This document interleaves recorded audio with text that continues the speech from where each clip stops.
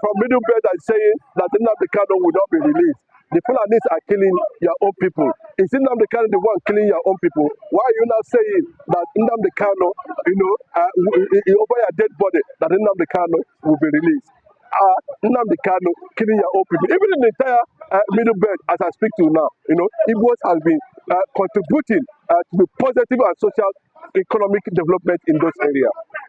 So, good morning. Good morning, all our viewers. This is another community channel. Kindly subscribe, on notifications, like, comment, and share to others. Here with me is Mr. Chinedu, a renowned businessman, lots of history and everything. So he's here to counter a man that came here from Middle Belt and said, Nnamdi Kanu should not be released. I think it means that the Nigerian government is weak. Mr. Chinedu, what do you say about this? I'm very shocked. And the man from Middle Belt to make that statement. But we see the point that what happened in the Middle Belt, FULANI Herdsmen activities, he has not yet have that coin to face the FULANI Herdsmen. And he's talking about Nnamdi Kanu's release, who is an Igbo man. Ordinarily, an Igbo man is not the problem of the Middle Belt. But what can you say about Mr. Chinedu? No, if actually that person is a real Middle Belter, but if he's not, if he is, so be it.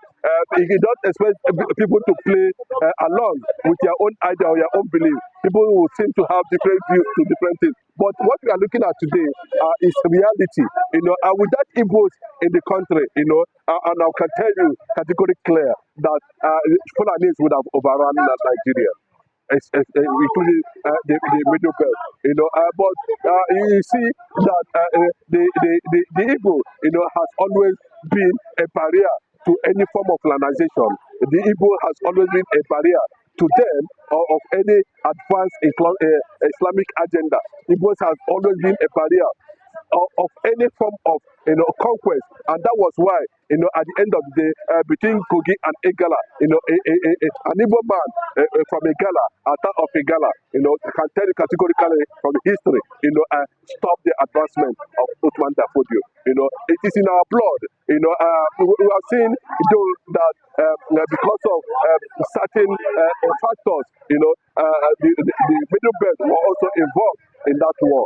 But we see at this point in time, at this time around, it is not going to be like that again. Nobody is praying for violence. Igbos are not violent people.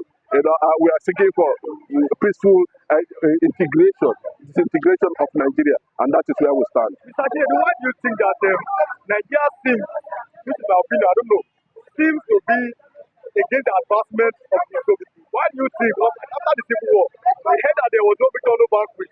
But like I've been saying, I don't think that Nigeria have gained from the Civil War. I used to the example of Rwanda as example. The Hutus and the Tutsis they fought. But today, Rwanda is won, they have been. Why do you think that Nigeria has not yet accepted the Igbo people fully back into the mainstream government?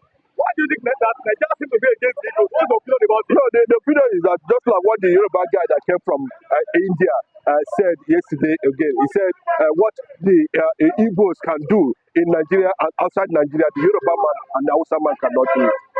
What Igbos, what Igbos have put down in Nigeria, what Igbos are doing in Nigeria currently, every corner in Nigeria, including the north, the Hausa man and the Yoruba man cannot do it. I'm not saying this message is coming from me. I'm quoting a particular Yoruba man that flew in from India that is telling the exploits of Igbos in India.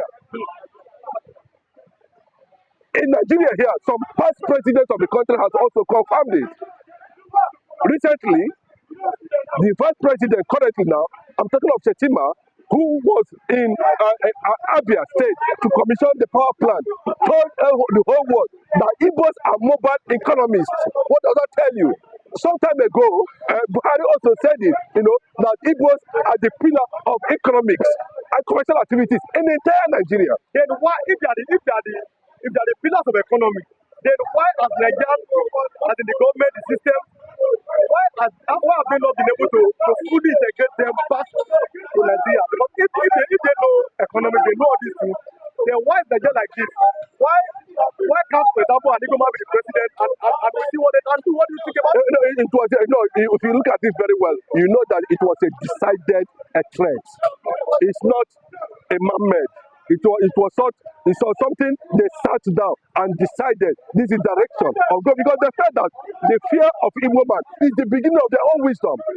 Because one, it has been discovered and proven that Igbos are Republican in nature and possibly unpredictable. The Jews, because let me give you an insight. Karl Marx, when he was in Germany, the guy that formulated the theory of class in the society, and of course, that brought the issue of government, around the world. Remember that the government was murdered after a church. The government you are seeing today, both the Senate House, they were murdered after a church, And if we look at the setting, as things are, when they were classifying society, and in Nigerian context as it stands now, they knew that Igbos ab initio are pesetas, and they can be capitalists to an extent, they can be Republican to an extent, but you cannot predict the consciousness of an Igbo man. But they do not know that Igbo man does not believe in bad nature. Igbo man believes in good nature. And Igbo man separate politics from religion.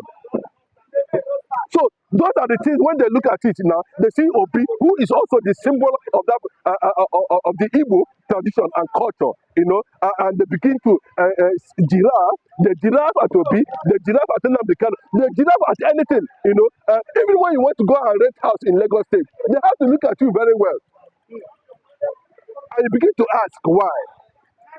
That takes you back, to what happened in Germany during the Nazi government, where the Jews, become so popular. Not that the Jews were in government. I have to tell you the truth. The Jews were not even in government. But because of the exploits in all sectors of the economy, the advancement, the innovation, the technology and everything, the Nazi government becomes very apprehensive. And that was how, that sentiment started and the killing of Jews started. In Nigeria, it's the same thing.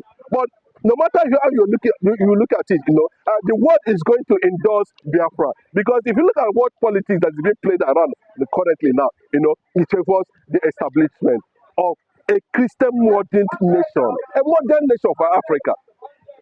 I'm telling you the gospel truth. The only thing they are trying to do now is that they want to wipe away anything that has to do with Nigeria. Possibly name Nigeria after Biafra. They want to change the name of Nigeria and name it after Biafra. That name is not coming from Igbo.